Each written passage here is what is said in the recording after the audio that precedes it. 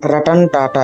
ఈ పేరు తెలియని వారు ఎవరూ ఉండరు. చిన్న పిల్లల నుండి పెద్దవాళ్ళ వరకు ఈయన్ని అభిమానిస్తారు. ఈయన డిసెంబర్ 28, 1937లో ఒక ధనిక కుటుంబంలో జన్మించారు. ఈయన చిన్నప్పుడే తమ తల్లిదండ్రులు విడిపోవడం వల్ల ఈయన బాల్యం మొత్తం వాళ్ళ నాయనమ్మ దగ్గరే గడిచింది.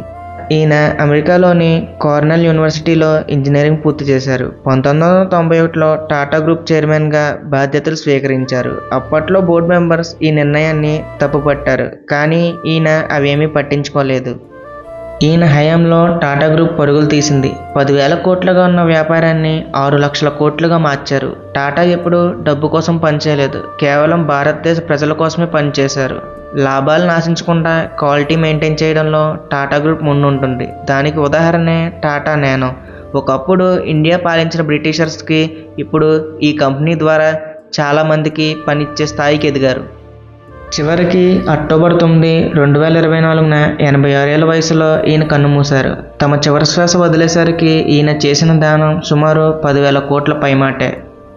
మీలో ఎవరైనా రతన్ టాటా అభిమానులు ఉంటే ఈ వీడియోకి ఇప్పుడే లైక్ చేసి ఆయన మీద మీకున్న అభిప్రాయాన్ని కామెంట్ చేయండి.